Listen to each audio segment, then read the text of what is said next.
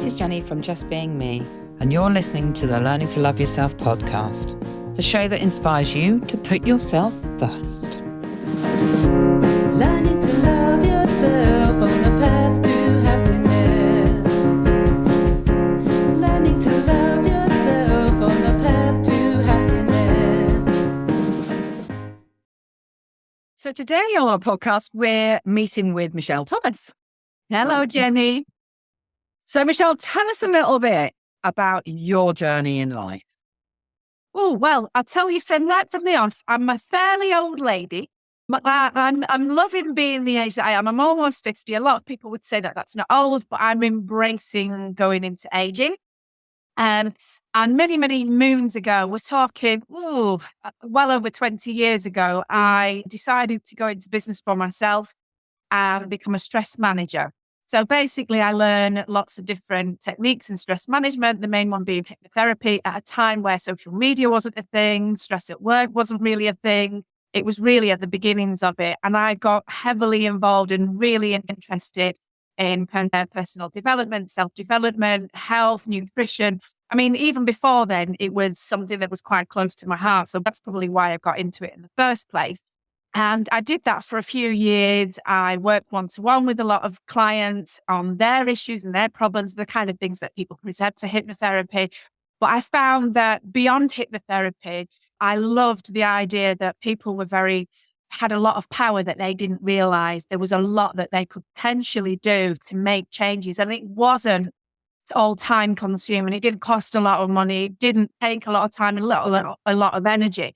And that is the thing that really stuck with me. And even when I moved away from the stress management, because I went on and I helped my husband to set up his business, then I went into health and safety, and then I ended up setting up a business in baby ballet. I've got a baby ballet franchise to this day. I've had it for the last 12 years. Even throughout all that time, I never stopped this fascination with the pursuit of happiness, finding out what happiness means to me, what my energy levels are, where they come from, how to make sure that they're on the right track. So I constantly read, went on courses. Even though it wasn't part of my job anymore, I still had a real major interest in it. And I never really came back to it until a couple of years ago. I think it was that thing, during COVID when everybody sat down and they realized that, life had to change, things had changed. What were they going to do about it? And I kept getting prodded by people that are very dear to me saying, you should be coaching, you should be coaching. In all fairness, I had been doing it, albeit in an unofficial capacity for a very long time. So it was like, well, you're doing it, you do really well at it. This is something that you get good results from.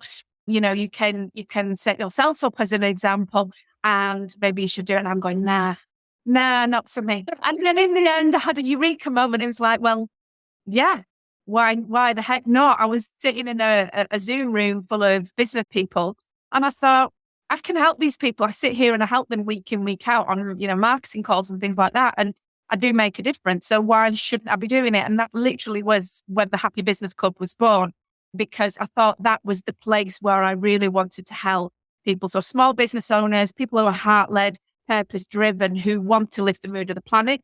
And my mission statement is I want to lift the mood of the planet. And I do that with other people by supporting small business owners who do that for other people. So that's the overall journey. I've been on this pursuit of happiness for such a long time. One of the things that I've done since having this eureka moment is really get to grips with my own personal journey and where I needed to be in a place where I could give from a place of abundance, give from a place of energy and vibrancy and joy and happiness and all the stuff that I bring with me to every single meeting that I have, every place that I go to, every conversation that I have, I bring it. I mean, we had a conversation earlier about, being an introvert. I am very much an introvert, but when I need to bring the energy and I need to bring the love and the genuine capacity for understanding people and where they're coming from, I bring it. I definitely do. But I've got to get that from somewhere. That's what I was going to say. You can't just bring that, especially as an introvert. You have to make sure your cup's full. Yes. So where do you go and fill your cup? Oh, well, it was about 2 years ago, just over 2 years ago. like I said, you know, in your late 40s, you're very aware of the fact that you're coming up to what you think is midlife. And I don't know if you've ever had this, Jenny. I think a lot of people do, is you wake up in the morning and you actually creak yourself out of bed. And you literally hear your bones creak and you're thinking, my God, I'm not that old just yet. You know, I'm expecting this in my 70s and my 80s, but in my 40s still. Alex, I think that there's something not right here. I think there's something that needs work. And I think I neglected my health far too long, even though I was fairly knowledgeable in nutrition and, you know, all the stuff that goes with it. I never really did anything to the extent that it was sustainable. So in the same way that a lot of people, I'm going to go to the gym and they go when they do a bit and, you know, a few months down the line, life gets in the way. And all of a sudden it kind of drops off and that consistency and that momentum isn't there anymore. And it's almost like they have to start from scratch if they want to go back to it. It takes a lot of energy. So I came to the realization that wasn't going to cut the mustard, because that's what I've been doing all my life, what I call roller coastering, putting loads of energy in, getting somewhere and then just absolutely crashing and burning. And that just wasn't working for me. 40 odd years I've been doing it. It wasn't working for me. It was at the point where I was scared of running out of energy because I knew inevitably that crash would come. Absolutely. So I thought, right, I'm just going to start where I am, use what I have, do what I can, in the words of Arthur Ashe. And I was going to do it bit by tiny little bit, because ultimately, if you do it bit by bit and you do it every single day for the long term, for the rest of your life, you know that is going to have an impact. You know, I read all the Atomic Habits and Elastic Habits and all the Kaizen stuff. I'd done all of that. You know, that was something that was just a part of my brain at that point. And I thought that needs to be the way to do it. So I devised my 90-day re-energizing experience. I wanted to re-energize myself. And I had this idea. And it's a feeling that I've had every once in a while. There was a day where I had this abundance of energy. And the only way I could describe it, the word that describes it best is vibrant. So I wanted to have a vibrant day, but not just sometimes on the odd occasion, you know, hallelujah kind of thing. I wanted it every day. That's what I wanted. And I knew that if I kept working on it, I'd eventually get there. So I started by touching my toes. That was it. That was the lesson of still touching your toes. Yeah, well, this is the thing. It was a challenge because in Japan, the people base your physical age, not your biological age, your physical age, how well your body does based on your balance and your flexibility. To them, those are the two things that are the key components of keeping your body. I'd be really old then. Well, that's where I was. You know, I was 47 years old and, you know, I couldn't barely stand on one leg without tipping over, even without any drink. And then I couldn't touch my toes. So I thought that was quite shocking that, you know, you had octogenarians in Japan. My mum's 20 years older than me and she can touch her blooming toes. It's like, I can't touch my toes. So I documented it. This is how the whole Happy Business Club thing started. I documented it. I thought, this is the way that I'm going to do it. I'm going to document it. And it took me 13 days to get to the point where I managed to touch them toes. I was like doing little videos of me getting closer to the toes. Oh, wow. 13 days it took me. And I've done it every day since then. So I created this 90-day re-energizing experience. I had a tracker. I had these 5 fundamentals around, you know, my health and my well-being and my happiness. And I put in the tiniest little actions that I did every day. And to this day, I still do them. I don't track them anymore. I do them. And I think now I'm getting to the point where, you know, coming up the new year, everybody wants to do something a bit different. They want to get that motivation going. And I'm going back on that journey again with the tracker and I'm just up-leveling myself. I'm doing the next level up, the next tiny little thing on top of what I'm already doing because they're ingrained habit. I don't know about you. That's what I was going to say is the fact that again, because of my age, I am older than you. You know, and I have always had very strong arms and I suddenly found that actually I couldn't lift like I used to lift. And so at that point, I decided I was going to do weights, but I knew I had to do it in such a way that it was something I did every day. And the only way I could do that is literally I lift weights in the arm that is not being used when I'm brushing my teeth. So now, having done this for probably coming up 2 years, I cannot brush my teeth without lifting the weights. It feels wrong. If I'm not at home with the weights, if I'm on holiday or somebody else's house, I have to find something in their bathroom I can lift. Just might be a shampoo bottle, and it won't be as heavy because I'm lifting 2.53 kilograms sometimes. Yeah. It won't be as heavy, but I'm still doing the motion because my body is addicted. Yeah. This is what I need to do. But it's a great addiction because my arm strength is amazing.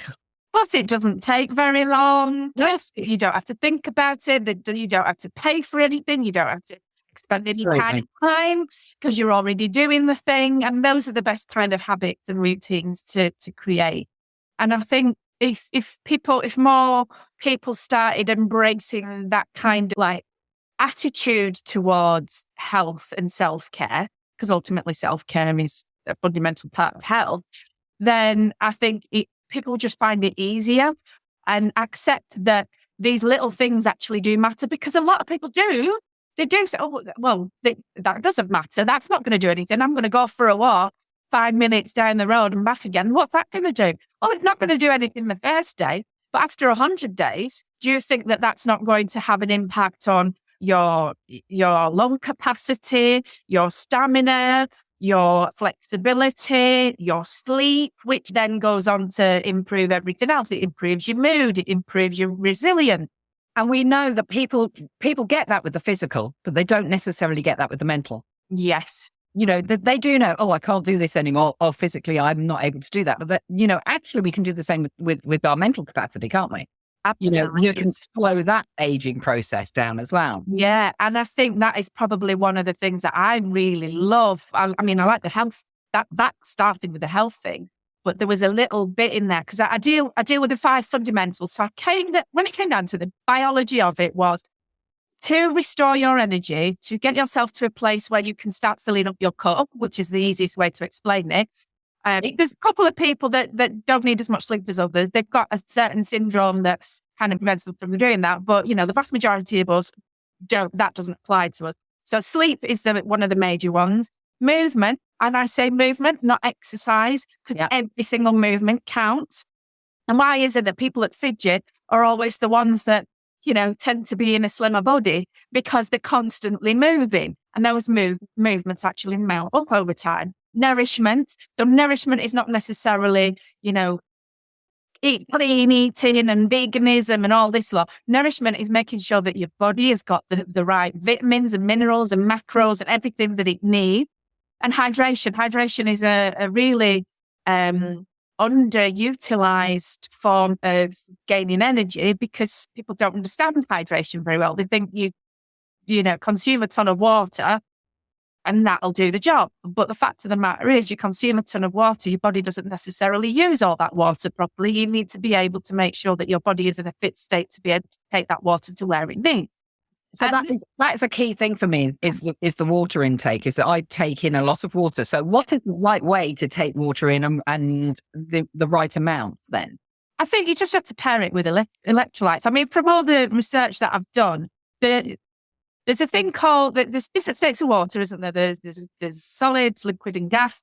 And then there's this thing called gel water. And gel water is the water that's found in a lot of plants. So, but what it is it's a type of water that already has the electrolytes built into it. So things like, you put fruit into your water, that actually makes a difference. If you put trace minerals like salts into your water, that makes a difference. People trying to stay away from salts, well, stay away from salts if you want, but if you want to put like fruit and stuff into your water, it allows your body to absorb the water better because it's almost like the slow release carbohydrates. It's like slow release hydration, things like Lucozade and that isotonic water and smart water. Everybody thinks it's a scam. It actually isn't really a scam because it's got stuff in it that your body needs. There's so many different ways of doing it. The difficulty is it's also looking at what's on the side of the bottle and how much sugar and carbohydrate, and it's working all of that out, which is, like to the general person that goes to the supermarket, like, whoa, way too much information. I don't understand. I just look at it and I think to myself, I started growing a lot of vegetable myself because I said, well, no, what happened to it, where it is. I know, just walk out into the garden and pull it. Can't say it's been a particularly successful year this last year with all the rain. It's about actually just being mindful about what you put into your body, isn't it? Yes. And it's the same with everything. It's about slowing down and being more mindful about everything that you do for your health and happiness. I mean, I said about the four. So what did I say? Sleep, hydration, nourishment, movement. There is a fifth one. I'm going back to this because you definitely picked up on this. And I call it vitamins for the soul. And this is one of the key components of the things that I teach in the Happy Business Club, because ultimately, when I speak to business owners, I want to make sure that they bring happiness into their business as a key value. Because when they're the person that everything relies on, when you're a solopreneur or you've got a small business and you haven't got a massive setup or a corporate setup where you're just a small cog in there, you're a big cog. Yeah, you're a big part of that. And if you're not supporting yourself from a physical level and you're not supporting yourself from a mental and emotional level, then how the heck do you think you'll be able to support that business and the client? And bringing that best self. So the vitamins for the soul are the little things that people think don't matter, but they absolutely flipping well do. And I'm talking about the things that matter to you, that make you happy, that bring a certain flavor of happiness to your life consistently in small, tiny ways that don't cost a lot of money on a daily basis. So if I ask you, Jenny, what do you like to do that really brings you a joy, peace, calm, excitement, pride, whatever it is you're choosing, that you can say categorically, this makes me happy, something that doesn't take a lot of time, doesn't cost any money.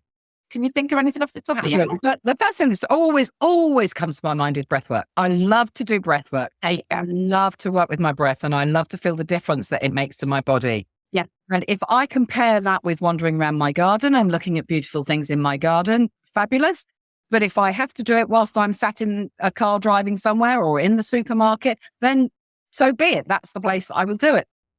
Not only does it fill my soul, it also gets me through different situations. So it's a key part of my self-care. I love it. Yeah. I love it. On the other side of that, the second thing that gives me, apart from obviously my children and all of those wonderful things, is my dog. And my dog is the person that is absolutely, she's always there, irrespective. Doesn't matter what sort of mood I've in. I've been away for a week. She still greets me at the door, absolutely loving me. It just fills my cup to watch something so amazing. Yeah.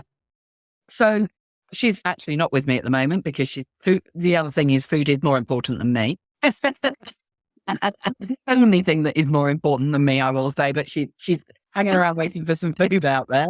But she is 99% of the time with me. So that means I have something that fills my cup with me all the time. Yeah.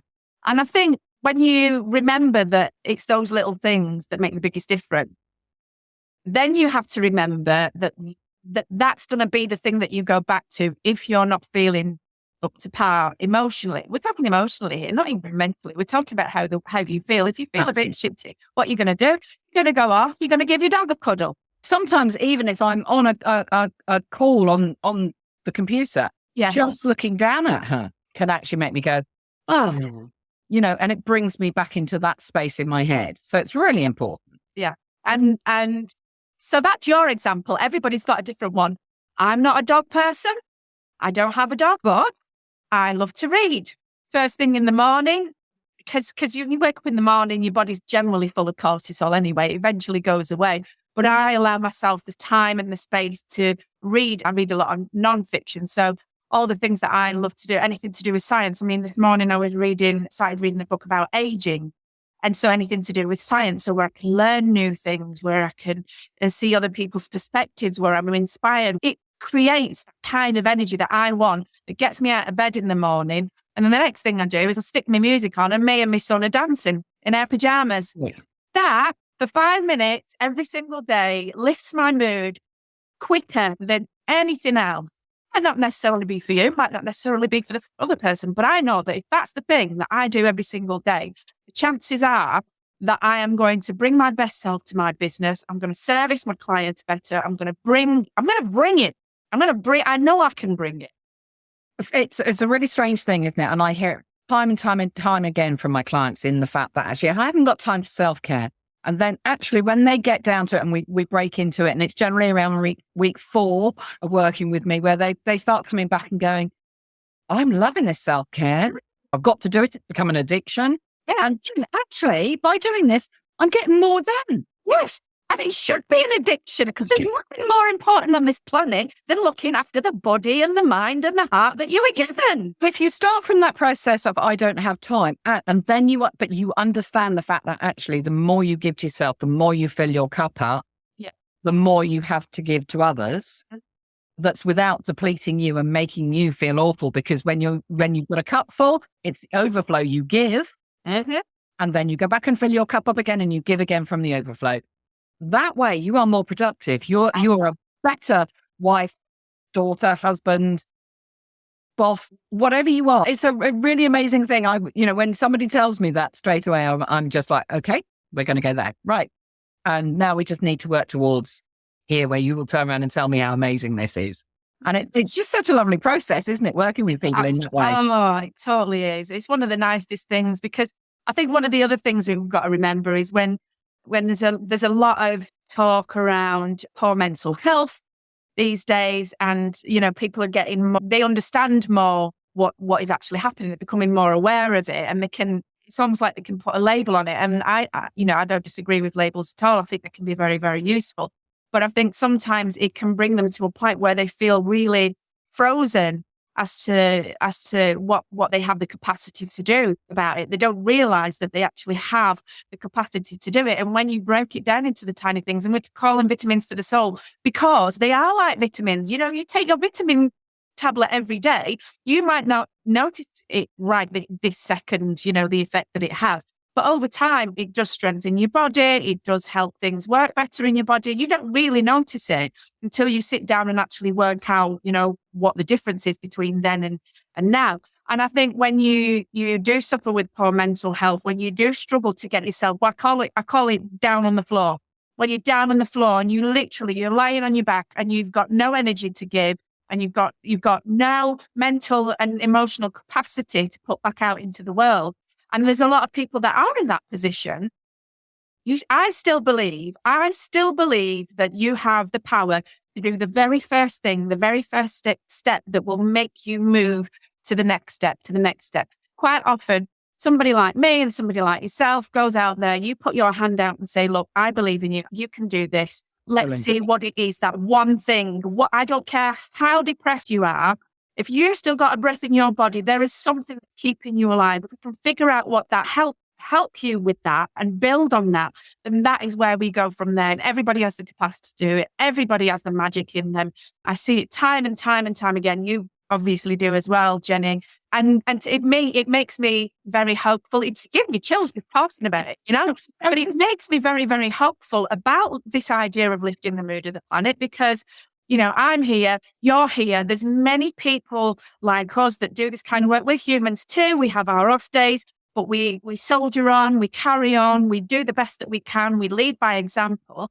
We fill up our cups, and then all of a sudden other people see how possible it absolutely is. And I think this is one of the wonderful things that you're doing here with this podcast, is that you're showing how other people have actually gone through that and come out the other side. How absolutely possible it is. It doesn't matter what your circumstances are. I mean, I know you've had a guest on, that's come from domestic violence. What a horrific place to have come from. But to know that there's something on the other side is mind-blowingly inspirational. How can you not take it to heart and actually do something with it and start to believe in yourself? And I think that is a gift that's often overlooked when we do this kind of work. And I do think that is the basis, and believing in yourself. And I do think that's one of the hardest things, especially when you come from a place of where somebody has made you not believe in yourself. Yeah. But again, as you say, you always have a choice. You have a choice about what thoughts you think. And it's the easiest distraction. I'm one of the best at getting distracted all over the place. It is as easy as distraction. And I was talking to somebody earlier on today about the fact that I'm going to print out old flashcards that you used to have in school. They don't have them at all now because it's all computers, but a flashcard with a word on it. That actually inspires me. So they're around so that when I need that moment, I'm looking at that and I can see that. That costs. When you've created that, Jenny, send me the link and I'll buy some for myself. But it is just going, okay, does this cost money? You know, you can do so many things. Breathing you have to do anyway. Yes. You know, just taking 4 deep breaths can change how you feel. Yeah. And that doesn't cost anything. You're doing it anyway. Just take them bigger. And singing and dancing. Doesn't cost anything. No, you don't even need your phone. You just need to open your mouth and sing and move your body. We do bed dancing, me and my little lad. I haven't told you about that. Sometimes if he gets into bed in the morning, because my husband goes off to work, he gets up, gets into bed next to me and my little chicken nugget. And he says, right, Mummy, put some music on. So I pick some off the playlist. And we don't even get out of bed. We're just dancing away like this. And he's laughing his head off. But what a way to start the day before you've even got out of bed. And I had this conversation with somebody else on one of the podcasts, is the fact that actually do it in front of your children. Do your self-care in front of the children, because they're sponges. They will just absorb that and see it as the normal thing to do. And you know what? It is a normal thing to do to look after yourself. And it's, if your children coming home doing breath work and, you know, wanting to do things that actually fill their cup, how amazing is that? But Jen, does that mean that I have to have a shower every single day just so that I can get my little lad to get my shower? Yes, it's been amazing to talk to you, Michelle. We'll get to catch up again. We will be putting all of your details about your business down below, the links and everything to be able to get in contact with you. So if anybody wants to go and grab some of Michelle's energy. Thank you ever so much, Michelle. Thank you, Jenny. Love you. My fabulous Just Being Me energy tracker is now available as an ebook for only £4.44. That's right, 12 months of energy tracking, plus a section for identifying your energies in conjunction with the moon phases, plus my vibrational chart for just £4.44. Happy 2024. Thanks for listening today. If you'd like to know more, you can find all the links down below. Oh, and don't forget to press subscribe so you can catch the next one. See you soon.